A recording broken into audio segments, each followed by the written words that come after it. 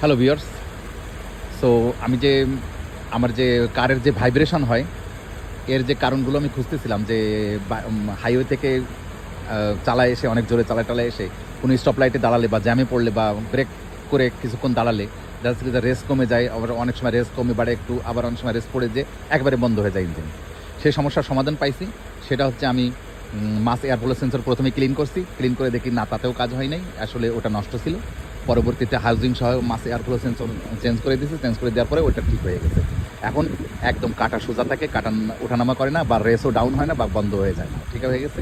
এখন আরেকটা যেটা সমস্যা আছে সেটা হচ্ছে কাঁপে, গাড়ি কাঁপে, শেকিং হয়। তো গাড়ি যে কাঁপে তার ভিতরে 7টা সেন্সরের অনেক সময় দায়ী থাকে, আবার অনেক সময় ইঞ্জিন মাউন্টও দায়ী থাকে। তো আমি 7টা সেন্সরের মধ্যে সেন্সর তো একটা ঠিক করে ফেলেছি, মাস এয়ারফ্লো সেন্সর। এরপরে ম্যাপ সেন্সর ক্লিন করে দিছি। এরপরে আমি দেখব ক্র্যাঙ্কশ্যাফট পজিশন সেন্সর দেখব। এরপর দেখব হচ্ছে ক্যামশ্যাফট পজিশন সেন্সর, তারপরে থ্রোটল পজিশনিং সেন্সর, তারপরে থ্রোটল বডিও বের করে ক্লিন করব। এক এক করে আমি সবগুলোতেই যাব। কিন্তু প্রথমে শুরু করবো হচ্ছে ইঞ্জিন মাউন্টে কোনো সমস্যা আছে কিনা। ইঞ্জিন মাউন্ট হাইড্রোলিক থাকে এর ভিতরে, এটা মার্সিডিজ। অনেক সময় হাইড্রোলিক থাকে, অনেক সময় প্লাস্টিকের রাবারের ইয়ে থাকে। তো আমি দেখব যে এখন যদি এটা দায়ী হয় তাহলে আমি এখন রেসিং করব। রেসিং মানে হচ্ছে হাই রেপ করব, মানে গ্যাস বেশি করে গ্যাস দিব, অ্যাক্সেলারেশন প্যাডেল দেবো বেশি করে। তারপরে আমি ব্রেক ইয়ে করব, ব্যাক গিয়ার দিব, ফ্রন্ট গিয়ার দেবো, নিউট্রালে দেবো, এবং দেখব যে এটা আসলে কতটুকু কি চেঞ্জ হয়। তো আমি এখন এটা স্টার্টিংয়ে আছে অলরেডি। আমি এখন ভেতরে যাচ্ছি এবং আমি ফরওয়ার্ড, ড্রাইভ, তারপরে রিভার্স, তারপরে ইঞ্জিন রেসিং, এগুলো করে দেখতেছি যে কী হয়, এবং পরে আমি দেখবো এটা।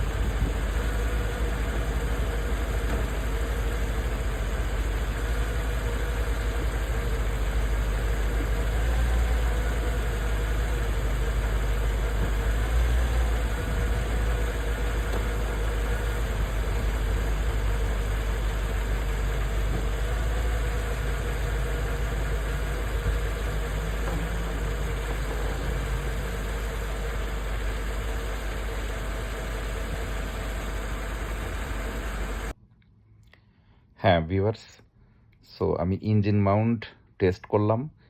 ইঞ্জিন মাউন্ট টেস্ট করতে হয় কিভাবে? ইঞ্জিন রেভ করতে হয়, দেখতে হয় ইঞ্জিন বেশি নড়তেছে কিনা, লাইক বেশি প্লে করতেছে কিনা ডাইনে বাঁয়ে। স্টার্ট দেওয়ার সময় একটু কাঁপে বা একটু নড়ে ওঠে ইঞ্জিন, এটা ঠিক আছে, এটা সব গাড়িতেই হয় স্টার্টের সময়।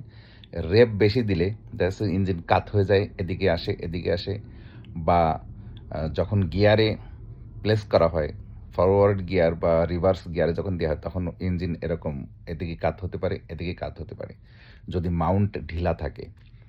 তো ইঞ্জিন মাউন্টের মধ্যে দুইটা থাকে, দুইটা পার্টস থাকে, একটা হচ্ছে মেটাল পার্টস আর একটা হচ্ছে রাবার পার্টস। তো রাবার পার্টস অনেক সময় ফেটে যায়, নড়ে যায়, এটা হতে পারে। আবার যেসব ইঞ্জিন মাউন্টের ভিতরে হাইড্রোলিক্স আছে, হাইড্রোলিক্স নষ্ট হয়ে যেতে পারে, হাইড্রোলিক্সের তেল টেল পড়ে যেতে পারে ভিতর থেকে, সেই ক্ষেত্রে দেখা যাচ্ছে ইঞ্জিন ঢোলা হয়ে যায়, ঢিলা হয়ে যায়, এবং সেইখানে কী হয় যে গাড়ি ভাইব্রেশন হয়। গাড়ি চালানোর সময় ভাইব্রেশন হতে পারে, বা এক জায়গায় দাঁড়ালে ভাইব্রেশন হতে পারে, বা স্টপ লাইটে দাঁড়ালে ভাইব্রেশন হতে পারে। তা ভাইব্রেশনের অনেক কারণের মধ্যে এটা একটা কারণ, ইঞ্জিন মাউন্ট। আর আরেকটা কারণ তো আছেই, স্পার্ক প্লাগ যদি কোনোটা মিসফায়ার হয় তাহলে বেশ ভালোই শেকিং হয়।